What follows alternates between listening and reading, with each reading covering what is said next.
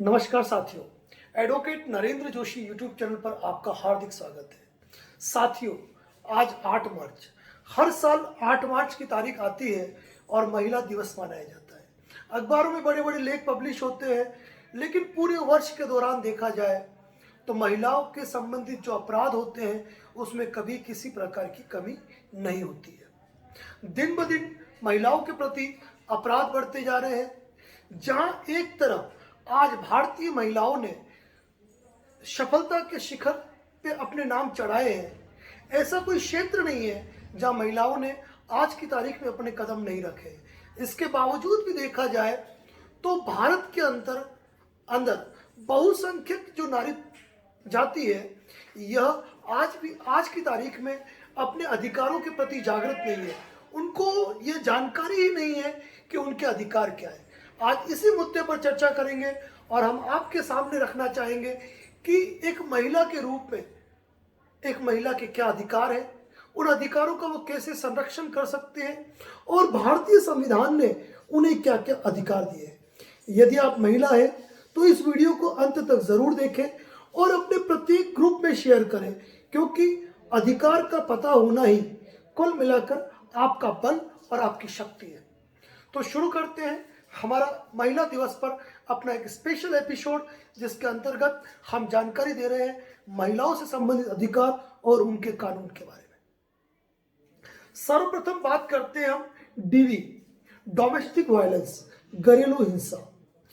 अक्सर जिन भी महिलाओं के साथ घर में, चाहे पति के द्वारा, सास ससुर के द्वारा, देवर जेठानी के द्वारा या ससुराल परिवार जो भी है उनके द्वारा या खुद के माता पिता या परिवारजन द्वारा, यदि किसी महिला के साथ घरेलू हिंसा की जाती है, उसे प्रताड़ित किया जाता है, उसे परेशान किया जाता है, तो वह संबंधित न्यायालय के अंदर घरेलू हिंसा का मुकदमा दर्ज करा सकती है।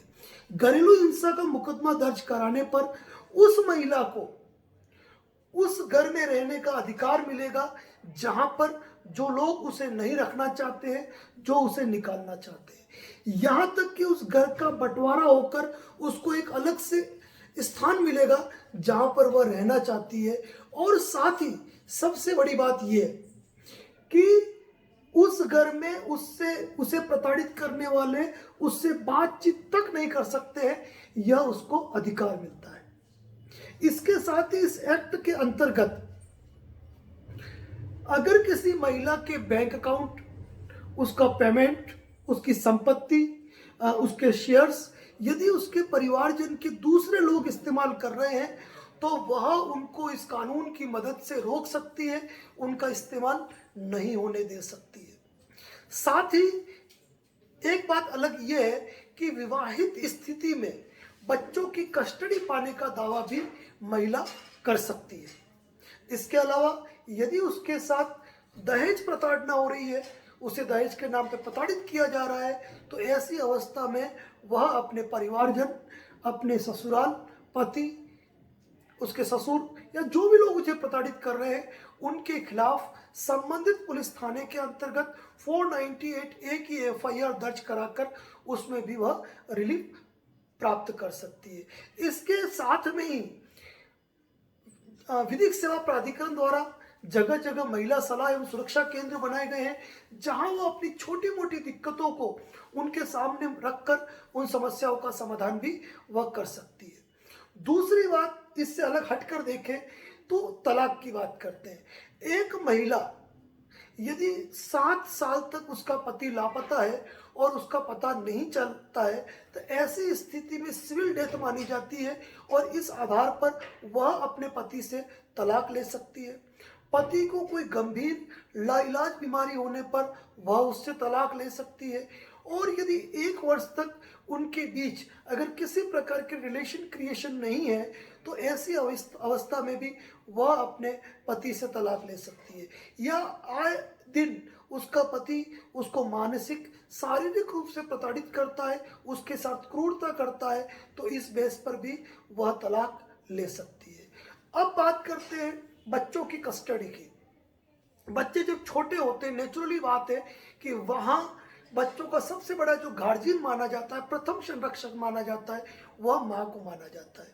यदि पति पत्नी से पहले भी बच्चों की कस्टडी का दावा पेश करता है तो ऐसी अवस्था में भी पत्नी को प्राथमिकता मिलेगी बच्चों की कस्टडी के लिए। यह मुख्य बात है। इसके अलावा हम बात करना चाहते हैं गर्भपात की।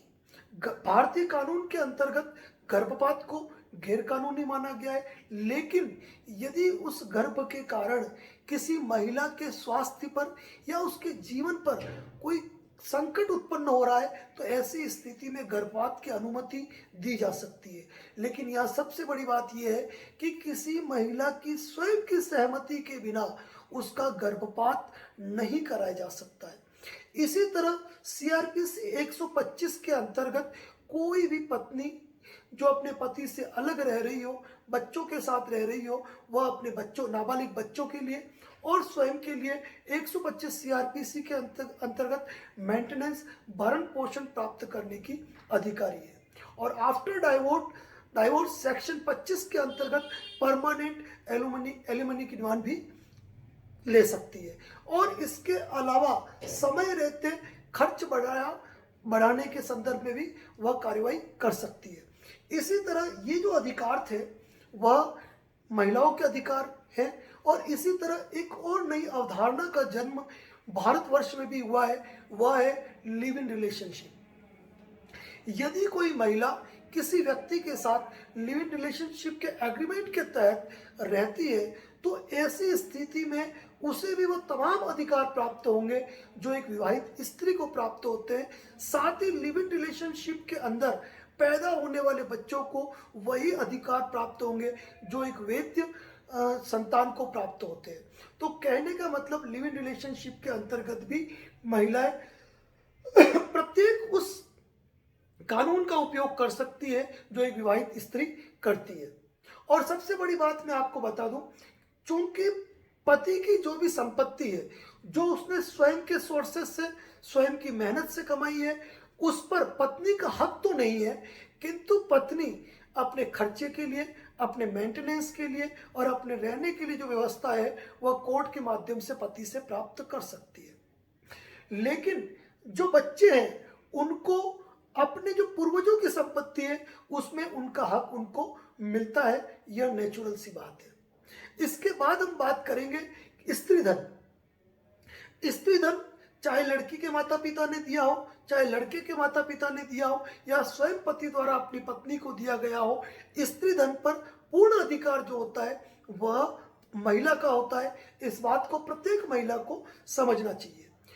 दूसरा, विवाहित लड़की को भी, एक लड़की की शादी हो जाने के बाद जब वह अपने माता पिता का घर छोड़कर अपने पति के घर चली जाती है, उसके बाद भी अपने पिता की संपत्ति में या उनके पुरखों की संपत्ति में लड़की का समान अधिकार होता है और वह उस हक को प्राप्त कर सकती है या अपनी इच्छा पर वह अपने भाइयों के पक्ष में उसका हक त्याग कर सकती है, लेकिन संपत्ति में उसका जो हक है वह परमानेंटली बना हुआ है।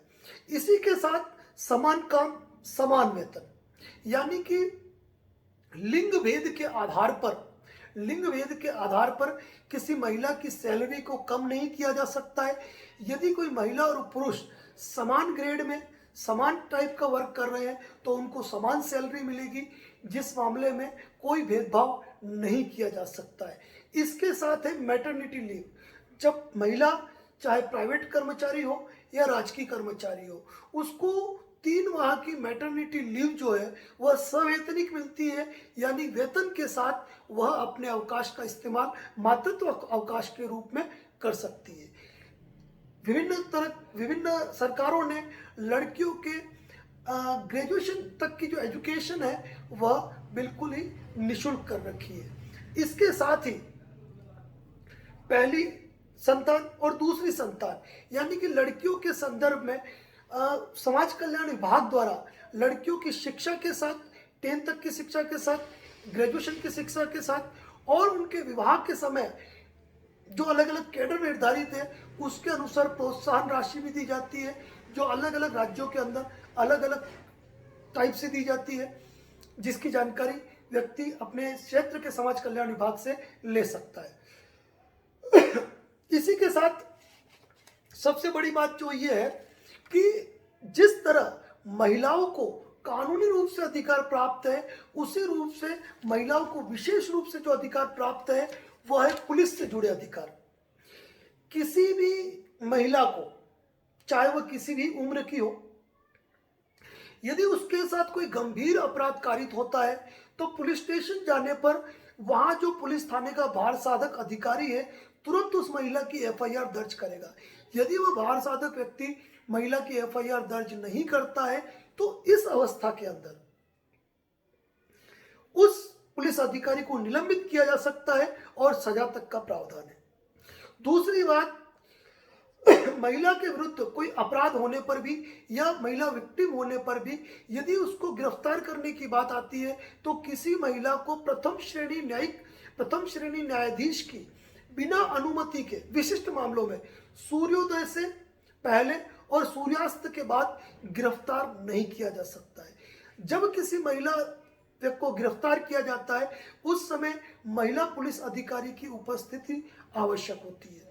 किसी महिला को जब उसकी जांच की जाती है, जब उसकी तलाशी की जाती है तो महिला पुलिस अधिकारी की उपस्थिति में महिला पुलिस अधिकारी द्वारा ही की जाएगी। कोई पुलिस अधिकारी किसी महिला की जांच नहीं कर सकता है।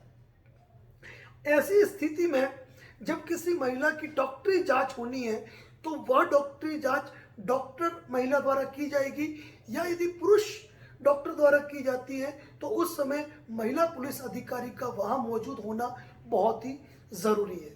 और सबसे मुख्य बात कि किसी महिला गवाह से यदि पूछताछ करनी है तो पुलिस किसी महिला को पुलिस थाने बुलाने के लिए बाध्य नहीं कर सकती है। उस महिला की सुविधा के अनुसार उससे टाइम लेकर पुलिस उसके सुविधाजनक स्थान पर जाकर ही उससे पूछताछ कर सकती है। महिला गवाह को जबरन किसी भी रूप में परेशान नहीं किया जा सकता है। भारतीय संविधान के अंतर्गत महिलाओं को ढेरों अधिकार प्राप्त है। हमने पूरी कोशिश की कि इस 12-13 मिनट के वीडियो में हम महिलाओं के अधिकार को अच्छी तरीके से आपके सामने प्रस्तुत कर पाए।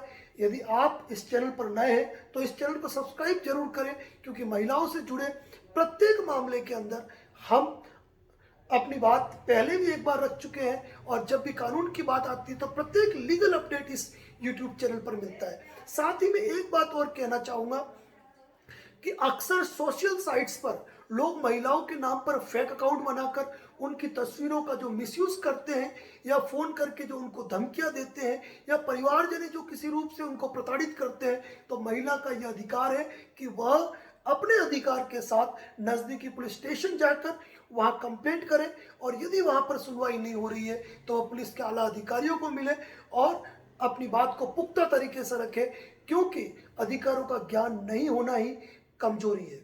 आशा करता हूं आपको मेरा ये वीडियो पसंद आया होगा। यदि वीडियो पसंद आया है तो इसको लाइक जरूर करें, शेयर जरूर करें, और चैनल पर नए हैं तो इस चैनल को सब्सक्राइब जरूर करें।